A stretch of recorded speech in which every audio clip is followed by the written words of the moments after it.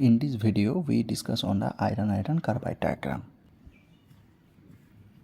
So iron carbide diagram. The first question is that the why we called the iron then carbide diagram. Why we say that?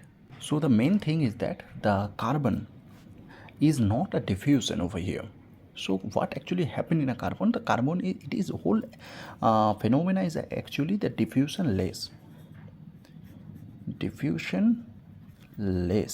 process. So we discuss it later. So at first we talk the diagram first. So for making the diagram, it is very important. This is a one axis. All right. Yes. Right. Now we make a particular this line, this line, and this line. All right. Now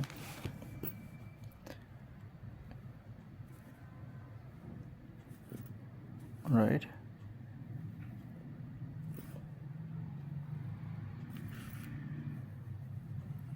All right.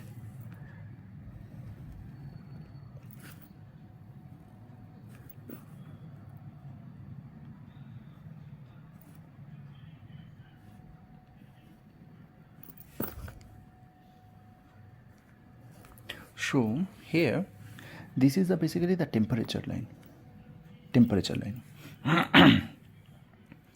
and this is the basically carbon percentage.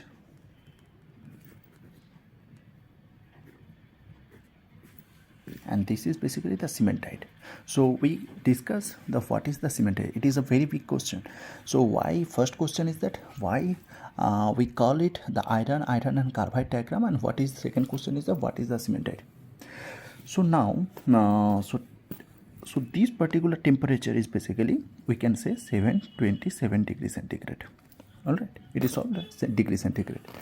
This particular temperature is known as a this particular temperature is basically known as a 910 degrees centigrade. All right, and here we have another temperature line. We can draw it in a dotted line. This temperature line is basically the 768 degrees centigrade. Now it is 1100.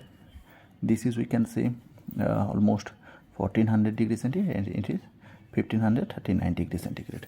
So the carbon, the iron is basically the melted, and this particular temperature, the 1500 degrees centigrade, iron is basically the liquidified.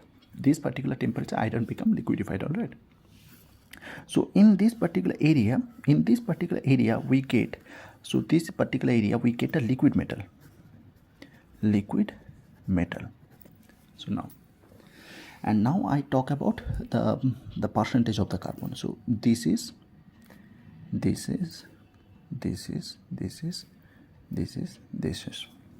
So here the percentage of carbon is basically 0.1%. All right. Here similarly 0.8%. Here 2%. Here the 4.3%. Here it is 0.8, 0.1. So for remembering purpose 0.18, and it is 4, it is 0.55. right. It is basically the carbon percentage. Here we discuss, here it is the alpha, gamma and delta. So why we say the alpha, beta, not beta, alpha, gamma and a delta. So here we know that iron is basically allotropic material. Allotropic. Even now there is another question. What is the allotropic material? The allotropic material is basically say we get the more than one number of the composition, or more precisely we can say the structure more than one more than one number of the structural form we get for so that's why iron is basically called the allotropic material. So the structural form are basically the alpha, second one gamma, and a delta. All right. So this is basically happened in a particular temperature range. We get this particular form, structural form. That's why we basically called the iron is an allotropic material. So we can say over here at 727 degrees centigrade we get the it is a little different. We can say the 768 degrees centigrade we get the alpha, then more than 768 we get gamma, and more than 1400 degrees centigrade we get the delta one. So now when the alpha, so here few chemical reaction, so here one chemical reaction will be happen, again in another chemical reaction over here, here also another, here also another. So here the chemical reaction happen, that reaction name is basically eutectoid reaction. Here the reaction will be happen, that means eutectic reaction, eutectic reaction. Here the peritectic reaction, and here monotectic reaction we get. So here we do not obtain the peritectoid reaction. Why? The peritectoid reaction is basically say that the solid plus solid and we get another new solid. So this is we do not observe in a iron. Okay, so that's why we do not get the peritectoid reaction. We mainly get the peritectic reaction. This is the monotectic reaction. Now what happened in a eutectic reaction? It is very important. So eutectic reaction, what we can say, the here basically gamma basically convert into what? The gamma basically convert the arrow here, we denoted the arrow over here. So gamma basically the convert into what? From what? Alpha plus cementite. Okay, alpha plus cementite. So now the big question, what is the name of that particular alpha plus cementite? So this is basically called perlite. All right, alpha plus cementite is known as a perlite. So here what we get here in this eutectic reaction, what we get, that is we get alpha, sorry, here we have alpha, gamma plus Fe3C, that is gamma plus Fe3C. So this is basically known as a ladyburite. All right. So here the monotactic reaction. The monotactic, here we get a liquid metal, liquid form. So alpha plus liquid we get, and here what we get? Here we get the liquid. We have a liquid over here, the liquid plus the cementite Fe3C. Same thing here, what we get? Delta plus gamma, and here we get the delta plus liquid. All right. So this is. So for more precisely we can say the this is tectoid reaction, tectoid reaction happen in a 0.8% carbon. What it form? Eutectic reaction, alpha gamma basically convert into alpha plus cementite. What is called? It is called perlite. Now eutectic reaction, tick reaction, 4.3% carbon. What we get? Gamma again convert into the liquid, is liquid convert into gamma plus cementite, that is known ladyburite. All right. Now Here peritactic reaction,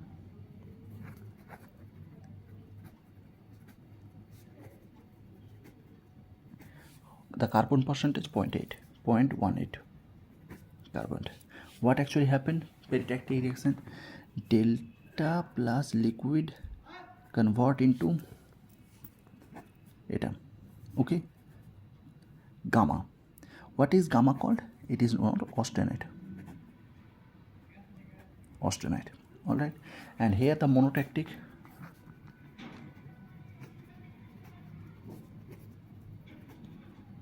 carbon percentage 0.5% carbon.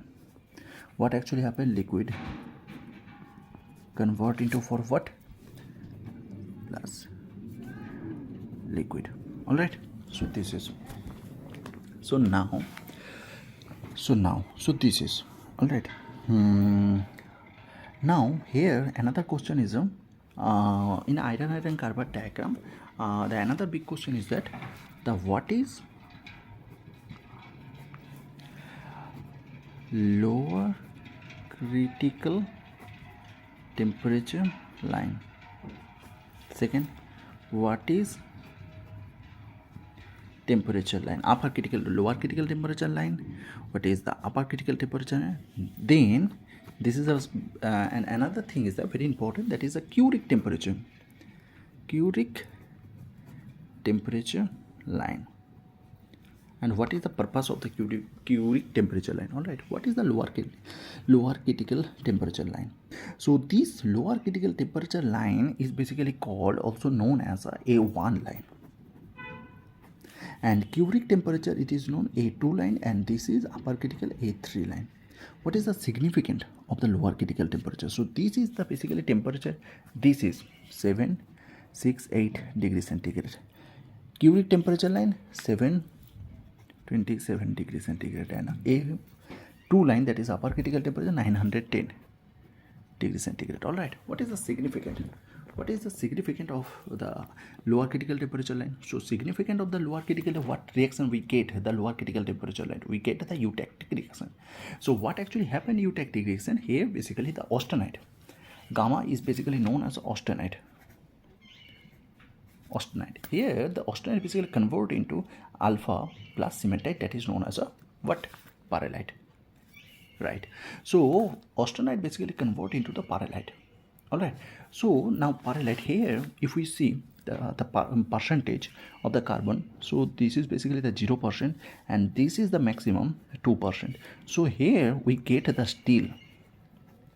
So here we actually get the steel over here.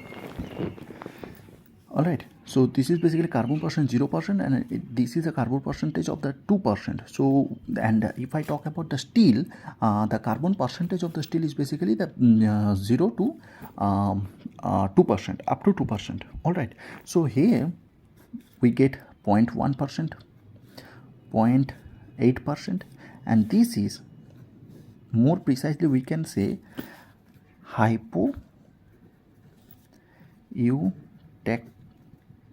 eutectoid steel, and this particular range is basically known hypertectoid steel. All right, so 0.1 up to 0.8 is basically known as a hypoeutectoid, and 0.8 to 0.2% is basically known as a 0.8 to 2% is basically known as a hypereutectoid steel.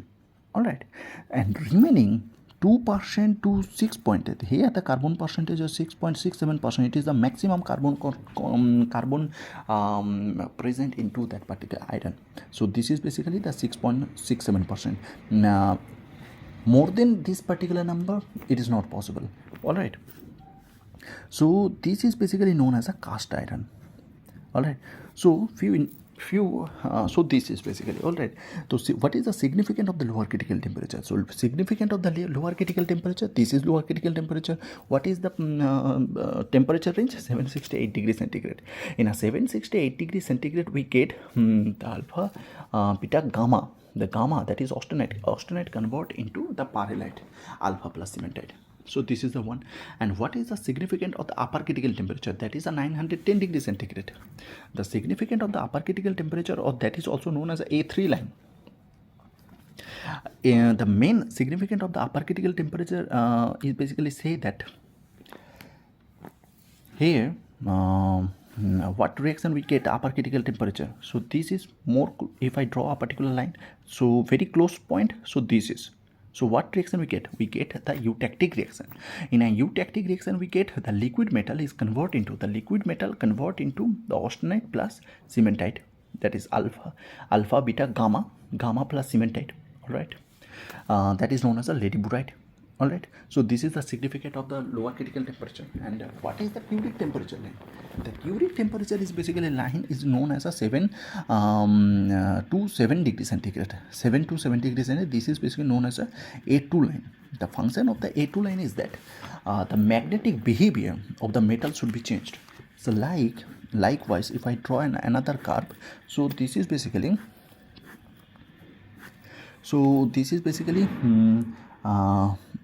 like 10 degree, then we have a 900 like 768 910, then we have a like 1500 degrees centigrade direct. All right, so what actually happened?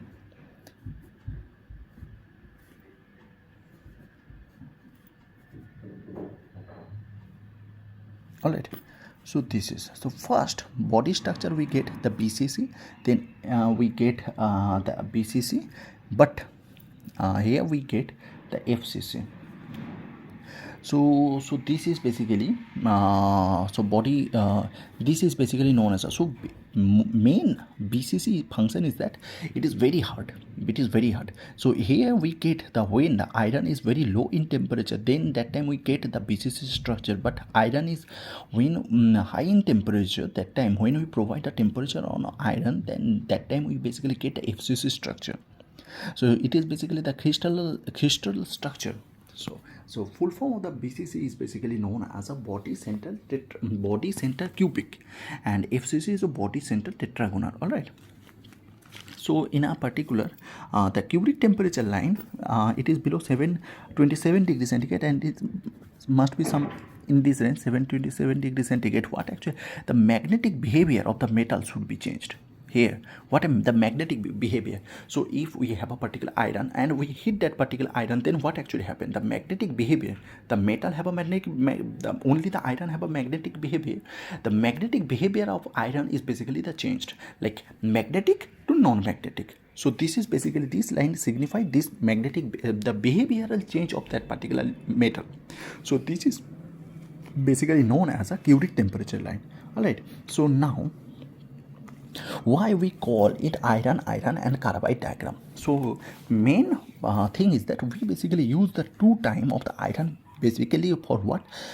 First reason is that the iron is basically known as a allotropic material. All right, so this is why. And here we basically first iron and second iron is basically, first iron is normal and second iron we signified that we basically the study regarding the allotropic form of the iron. So like alpha, gamma and delta, it is basically the structural form. So this is basically the structural form.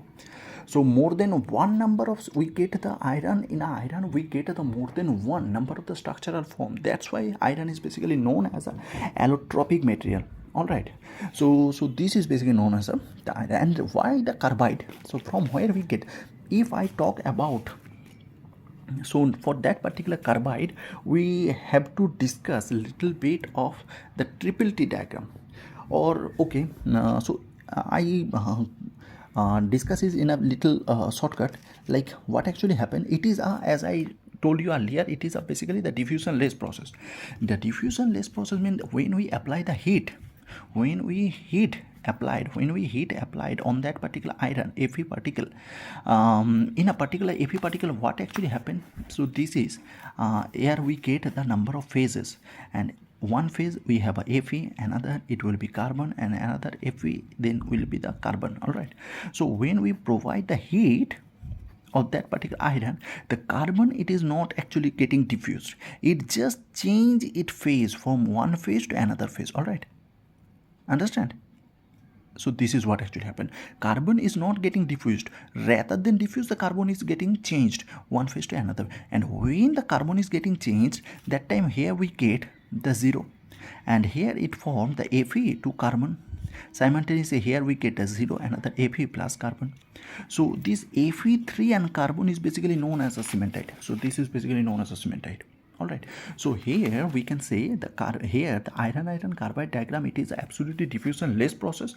For what? The carbon particle is not getting diffused. Rather than diffuse, carbon is getting and change its phases one. So these are basically called a phases. This is one, second, this is one, second, this is one. So rather than the diffuse, the carbon particle get and combine with the Fe particle and form the cementite. So the cementite is main function is that it is very hard, very hard and brittle, but it is a less hard as compared to the martensite.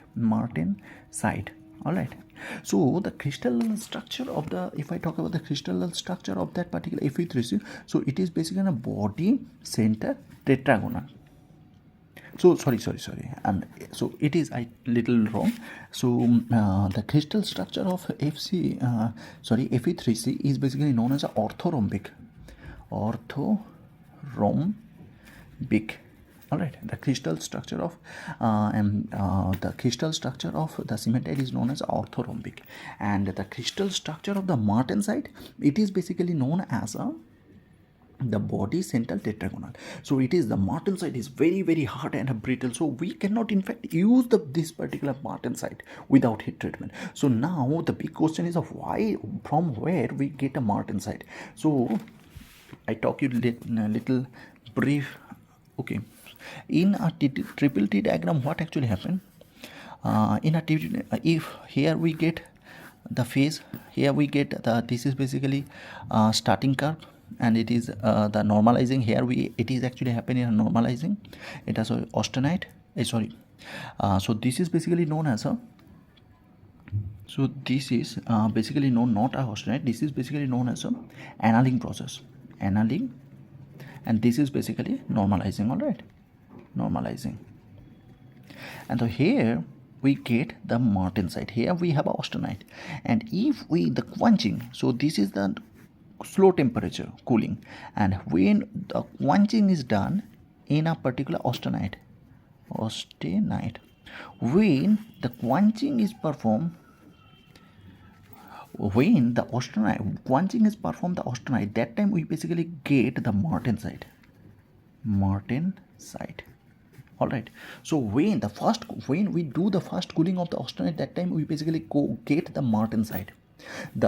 All right, so but here the austenite is actually do not convert into the martensite directly. They have a little delay period. So these are delay period. So this is basically known as a incubation time period. Incubation time. So delay period. So this is basically known as an incubation time period. So that is basically known as this is basically known as a martensite. So this is basically all about the martensite. So martensite actually the very hard and brittle. If I talk about the crystal structure of the martensite, then it is with the body central tetragonal. Here the C by A actually greater than 1. If I talk about the BCC, it is actually the crystal structure. What actually happened in a BCC structure? What actually happened in a, so in a center we have atom, and every corner we have a one atom. So this is the basically body center. And FCC, we do not obtain in a particular the middle, but every surface we have another atom. Okay, and a tetragonal, this is same thing, but here the BCC actually C by A equal to 1, and here the what actually happened, the C by A tetragonal, what actually happened, C by A, that is greater than 1. So this is all about the iron carbide diagram. Thank you.